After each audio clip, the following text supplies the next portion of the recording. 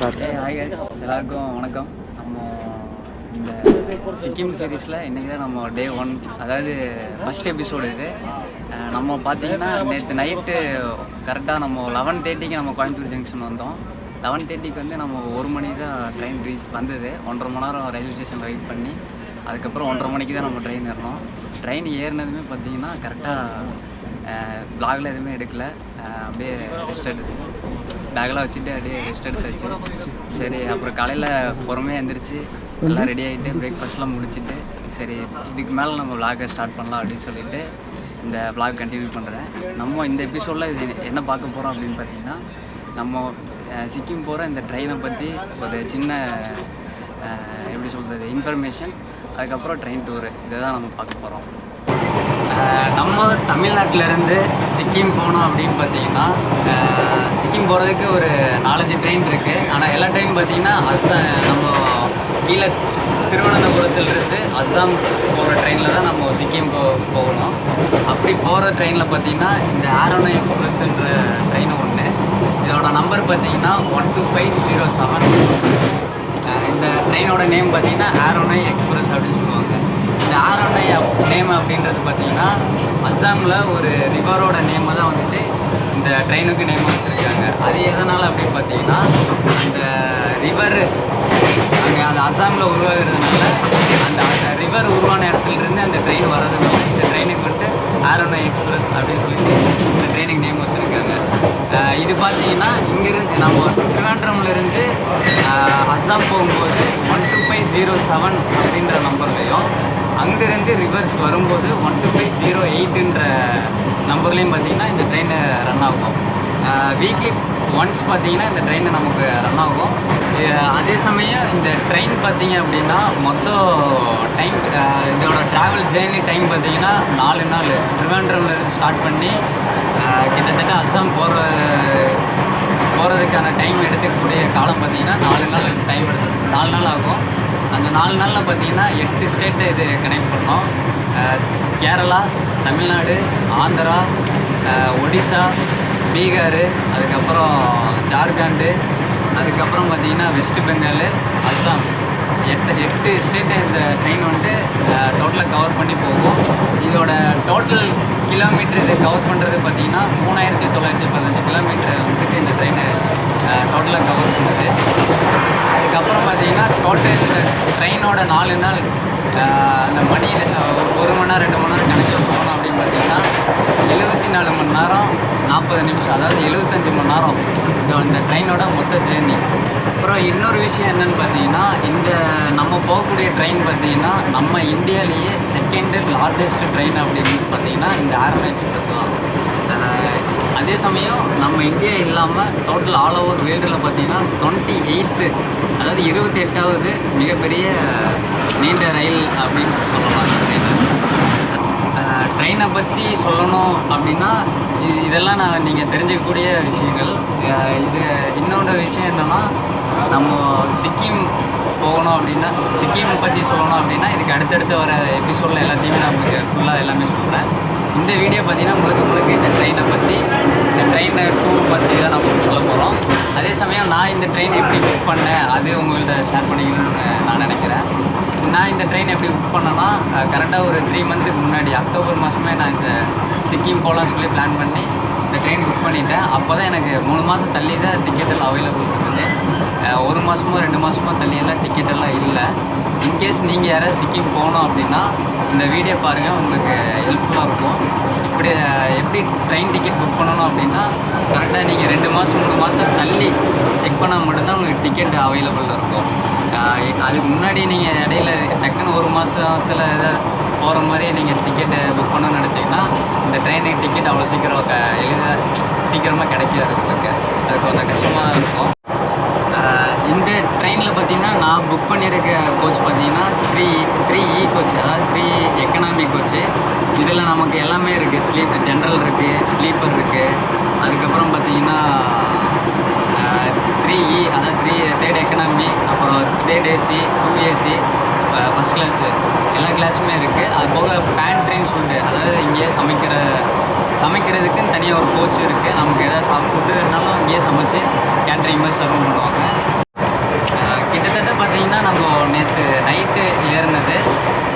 சென்னையில் பார்த்தீங்கன்னா மணி 12 ஆகுது. இப்போ தான் நம்ம வந்து தமிழோட பார்டர் தாண்டி ஆந்திராவுக்குள்ள என்ட்ரே போயிட்டுருக்கோம். இது இனி நம்ம எப்போ சிக்கிம் ரீச் ஆகும், அதாவது சிக்கிம் டேரக்டாக போய் ரீச் ஆகாது. நம்ம நியூ ஜெயல்பால்கிரி ஸ்டேஷன் சொல்லிட்டு அங்கே தான் நம்ம இறங்க போகிறோம்.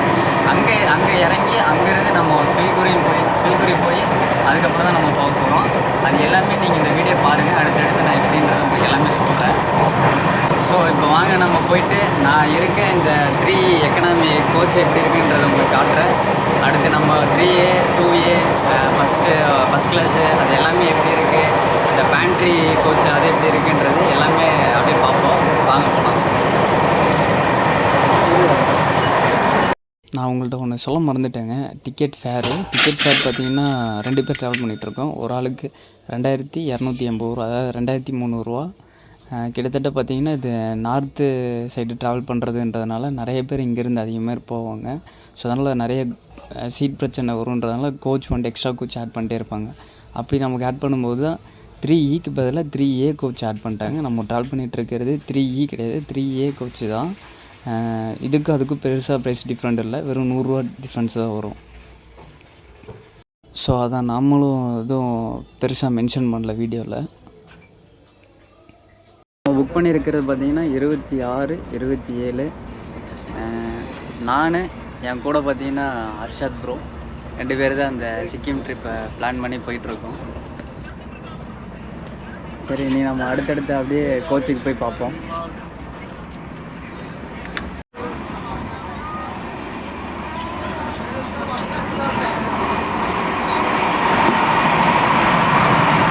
அங்கே ஆஃப் பண்ணியிருப்பேன் கேமராவை. ஏன்னா இந்த கூலிப்பு ஹான்ஸு அதெல்லாம் விட்டுட்டு வரவங்க வந்துட்டு நம்ம கேமரா பார்த்தாலே கொஞ்சம் பயந்துக்கிறேன். நம்ம கூட வந்துட்டு இருக்காரு பையா.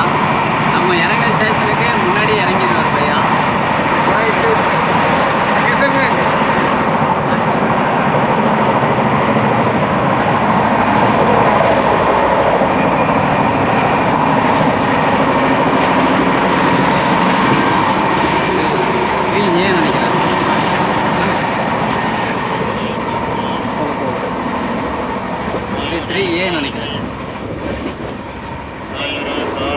இல்லை இது 3E தான் சார். நம்ம புக் பண்ணியிருக்கிற கோச்சு இந்த மாதிரி தான் ஃபஸ்ட்டு மாற்றிருக்காங்க நமக்கு. ஆக்சுவலி அங்கே நமக்கு இருக்கிறத விட இன்டீரியர் நல்லா பாருங்க, பெட்டராகவே இருக்கு. இதான் நீங்கள் சொன்னீங்க நினைக்கிறேன். ஏசியெல்லாம் படிக்கலாம்.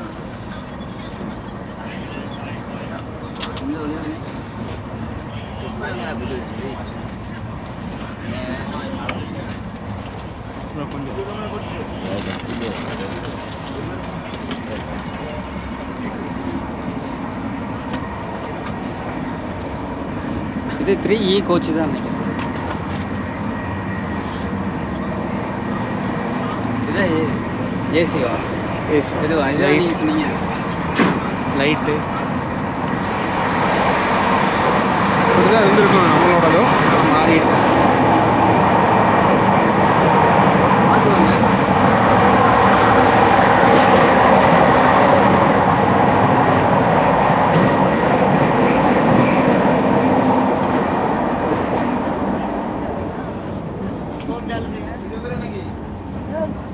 லஞ்ச் டைம் வந்ததுனால நல்லா சாப்பிட்ருக்கேன்.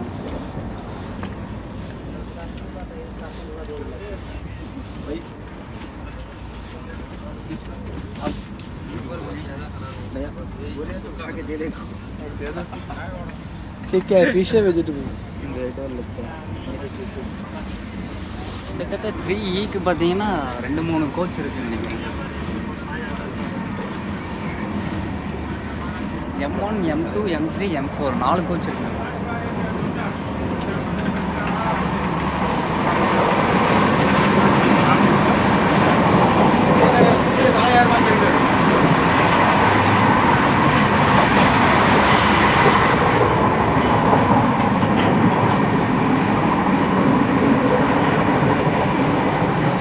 இது 3A. 3A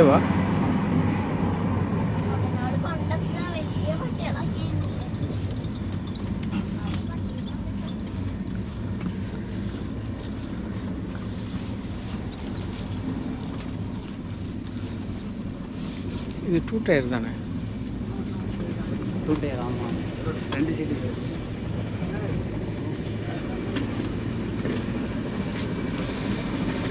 ஆமாம், இது வந்துட்டு 2 டயருங்க.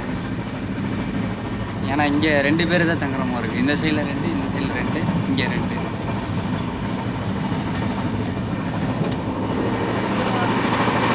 பேண்ட்ரி வரல் போவோம், போயிட்டு அதுக்கப்புறம்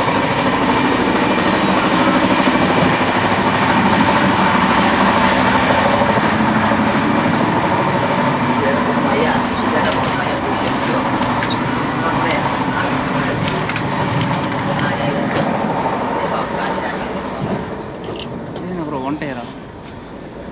இது 2 டயர் தான். இன்னும் பின்ன வந்ததில்லை. 2 டயர். இதே 2 டயர் தான். நம்ம இருந்ததுக்கு இதுக்கும் சரியான டிஃப்ரெண்ட் இருக்குங்க. அளவுக்கு நம்ம வந்துட்டு எப்படி சொல்கிறது, தெரியுதா அந்த ஃபீல் உங்களுக்கு? ப்ரீமியமாக இருக்கு.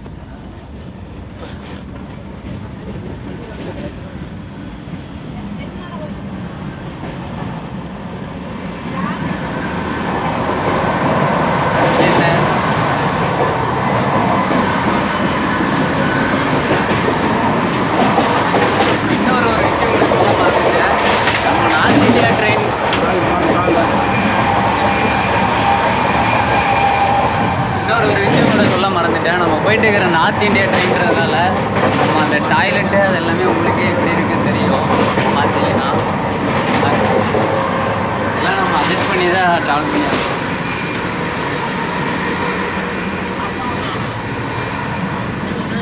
இது 3A. 3A. 3A sleeper. Sleeper sleeper இல்லை 3A. Sleeper 3A. சரி 3A தான் நமக்கு போட்டாங்க மாற்றி.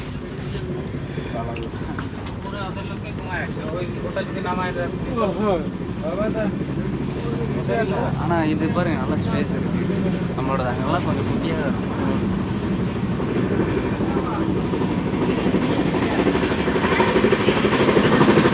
ஜென்ரல் கோச் நினைக்கிறேன்.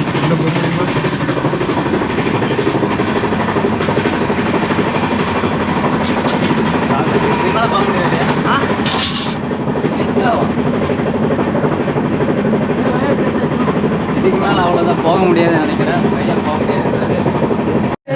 பையா பாருங்க சூப்பராக தமிழ் பேசுறது. எல்லா பசங்களும் ரேஸ்லேயே பர்சனாக இருக்கு. என்ன இருக்குன்னா டிசைட் பண்ணேன். அவ்வளோதான். நம்ம அங்கே 3 கோச்சிலிருந்து இது லாஸ்ட் வரல் வந்தாச்சு. இதுக்கு மேலே பார்த்தீங்கன்னா ஜென்ரல் கோச்சு தான்.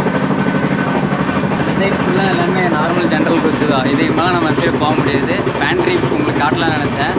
நான் வேணால் இன்னொன்று பண்ணுறேன். இதை விசாகப்பட்டினம் ஸ்டேஷன் வந்தால் ஒரு 20 நிமிஷம் நிற்கும். அப்போ வேணால் நம்மளுக்கு இறங்கி பேண்ட்ரி அதெல்லாம் எப்படி இருக்குன்னு சொல்லி காட்டுறேன். ஃபைனலி நார்மலாக இந்த ஜென்ரல் கோச் வரலும் போயிட்டு மறுபடியும் நம்ம சீட்டுக்கே வந்தாச்சு. இதில் ஒரு 2 விஷயம் உங்களுக்கு காட்டணும்னு நினச்சேன். அந்த ஆன்ஸு அந்த மாதிரி விற்கிறது, அவங்க வந்துட்டு கேமரா பார்த்தா கொஞ்சம் பயப்படுறாங்க. இன்னொன்று வந்துட்டு அந்த டாய்லெட் அது எப்படி சொல்கிறது, இங்கே கம்பார்ட்மெண்ட்டெல்லாம் க்ளீனாக தொடச்சி அதெல்லாம் கரெக்டாக தான் வச்சுருக்காங்க. பட் டாய்லெட் வந்துட்டு நம்ம ட்ராவல் பண்ணுற பேசஞ்சர்ஸு தான் அது அவங்க தான் வந்துட்டு கரெக்டாக இது பண்ணணும், மெயின்டைன் கரெக்டாக யூஸ் பண்ணிட்டு வரணும். அது இவங்க நம்ம மேலே தப்பு இருக்குது, அவங்கள எதுவும் நம்ம குறை சொல்ல முடியாது. ஸோ அதை நான் அவங்களுக்கு காட்டலை. இன்னொன்று நம்ம கூட வந்தவர் வந்துட்டு இதுக்கு முன்னாடி அடுத்தடுத்து அந்த அந்த கோச்செல்லாம் பற்றி சொல்லணுன்றாரு. என்ன ப்ரோ சொல்லுங்கள்.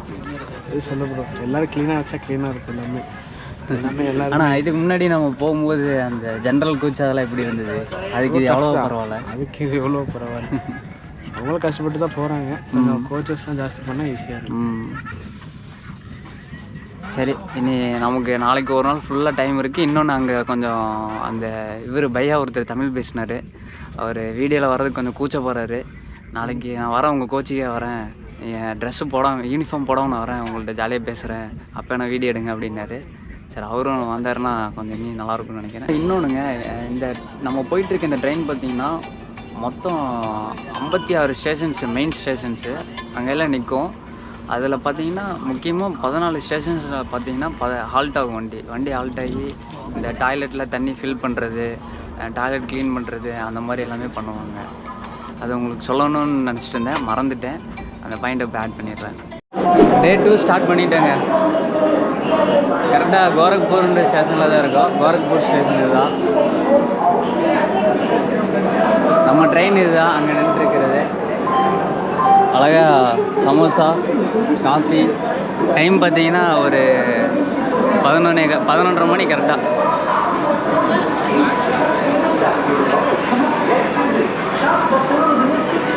அப்படியே இதை சாப்பிட்டுட்டு நம்ம ட்ரெயினில் போய் ஏறுவோம்.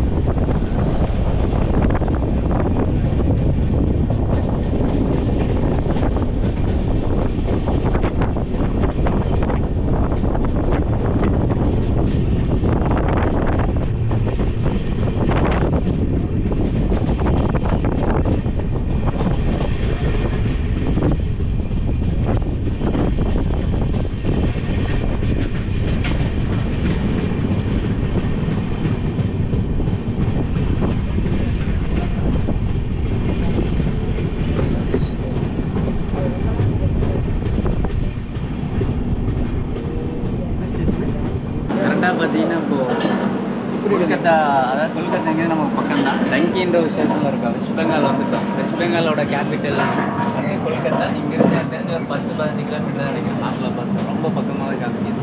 இதை பார்த்தீங்கன்னா டங்கி ஸ்டேஷன்.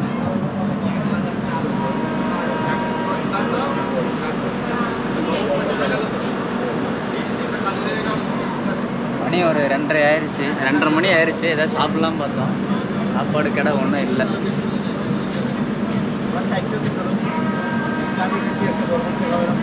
மூணாவது பெல் அடிச்சிட்டாரு, வண்டி எடுக்க போகிறாங்கன்னு நினைக்கிறேன். அதுக்குள்ளே வண்டி எடுத்துட்டாங்க, அதான் டக்குன்னு மேலே ஏறிட்டோம். இதோ பேண்ட்ரி வந்துட்டு இந்த சைடு தான். நேற்று உங்களுக்கு நான் இந்த சைடு போய் எல்லாம் காமிச்சிருப்பேன். பேண்ட்ரி வந்துட்டு இந்த சைடு இருக்குது. 3A கிளாஸு, ஸ்லீப்பர் அதெல்லாம் தாண்டி போனதுக்கப்புறம் ஜென்ரலு, அதுக்கப்புறம் லாஸ்ட்டாக பேண்ட்ரி இருக்குது. கரெக்டாக ஒரு 10 நிமிஷம் தான் இருந்திருக்கு. गरम खाना, वेज खाना, चिकन खाने के भाई साइड उतरना है दोस्त, साइड भाई उतरना है। अभी मत उतरो भाई।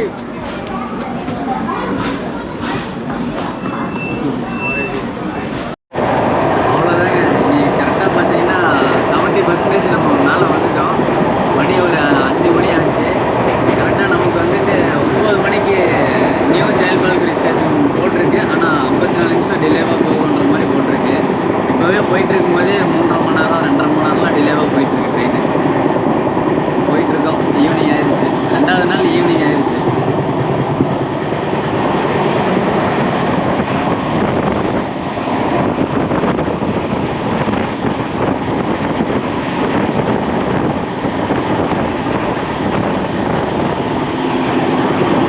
உள்ள ஏசிலேயுமே ரொம்ப நேரம் உட்கார முடியல, நல்லா ஜில்லுன்னு குளிருது. அதான் ஜர்க்கின்லாம் போட்டு பயங்கரமாக பக்காவாக இருக்கும்.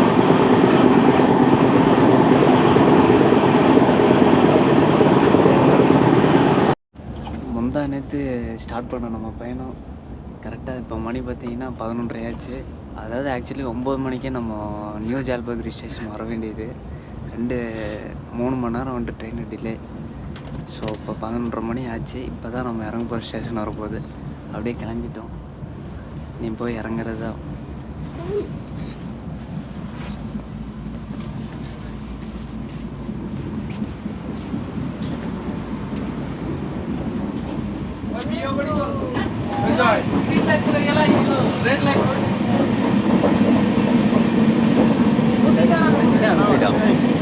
ಇಲ್ಲ ಟೈಮ್ 8 ಕಿಲೋಮೀಟರ್ இருக்கா? 8 கிலோமீட்டர். இந்த ட்ராவலில் வந்துட்டு நமக்கு அன்எக்ஸ்பெக்டடாக ஒரு ஃப்ரெண்ட்ஷிப் கிடச்சிது. நல்ல ஃப்ரெண்ட்ஷிப்பு. நியூ பால்கிரி ஸ்டேஷனில் வண்டி நின்றுச்சுங்க, இறங்க போகிறோம்.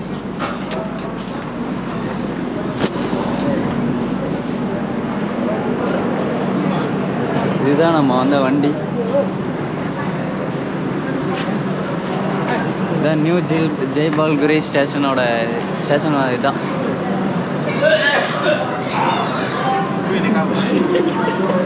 ஆனால் நல்ல சரியான ஒரு எக்ஸ்பீரியன்ஸா.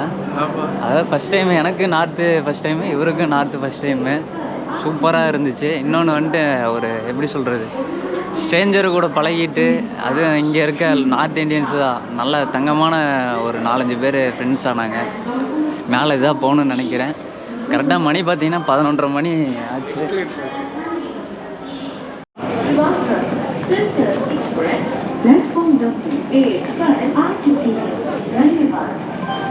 இதுக்கு அடுத்து நமக்கு என்ன பிளான் பார்த்தீங்கன்னா, நேராக ரயில்வே ஸ்டேஷன் வெளியே போகிறோம். நான் கொஞ்ச நாளைக்கு இங்கே நம்ம ட்ரெயின் ஏறதுக்கு முன்னாடியே வந்துட்டு booking.comல ஹோம் ஸ்டே புக் பண்ணிட்டேன். அவங்கள்ட்ட சொல்லிவிட்டேன், இந்த மாதிரி ட்ரெயின் டிலேவாக வந்துட்டுருக்கு, நான் வரதுக்கு எப்படி லேட் ஆகும் அப்படின்னேன். சரி ஓகே நோ ப்ராப்ளம், நீங்கள் வந்துட்டு எனக்கு கால் பண்ணுங்கள் அப்படின்னாங்க. நான் வெளியே போயிட்டு அவங்களுக்கு கால் பண்ணி பேசிவிட்டு அதுக்கப்புறம் ரூம் போயிட்டு நான் என்ன டீட்டெயில்ன்றதை உங்களுக்கு ஷேர் பண்ணுறேன். இல்லை அப்படின்னா நம்ம அடுத்த எபிசோடில் பார்ப்போம். இதோட இந்த எபிசோடை முடிச்சிக்கலாம். நாளையிலிருந்து எப்படி சிக்கிம் எப்படி நம்ம வர்றது, சிக்கிம் பற்றி ஃபுல்லாக நம்ம அடுத்தடுத்த எபிசோடில் நம்ம எல்லாமே பார்ப்போம். இதோட இந்த இதோட முடிச்சிக்கலாம். இப்போ தான் ரயில்வே ஸ்டேஷன்லேருந்து வெளியே வந்து கரெக்டாக சாப்பிட்லான்னு சொல்லி பார்த்தோம். ஆனால் எப்படியும் நேரத்துக்கு சாப்பாடு சாப்பிட்டுட்டு இருந்தால் செட் ஆகாது. மணி 11:30 மணி 11:45 ஆச்சு. சரி ஆளுக்கு ஒரு டீயை சாப்பிட்டுட்டு, நம்மளும் பசிக்குதுன்னாப்புல பிஸ்கெட்டை வாங்கி கையில் கொடுத்து சாப்பிடுங்க ப்ரோ, சாப்பிட்டுட்டு இங்கேருந்து அப்படியே டாக்ஸி பிடிச்சி ரூம் போயிடலாம் அப்படின்னு சொல்லி பிளான் பண்ணிகிட்ருக்கோம். இன்னொன்று செம்ம குளிருது. 18 டிகிரி டெம்பரேச்சரு செல்சியஸு, பயங்கரமாக குளிருது. இங்கேருந்து அப்படியே டீ சாப்பிட்டு கிளம்ப வேண்டியது தான். இதுதான் பிளானு.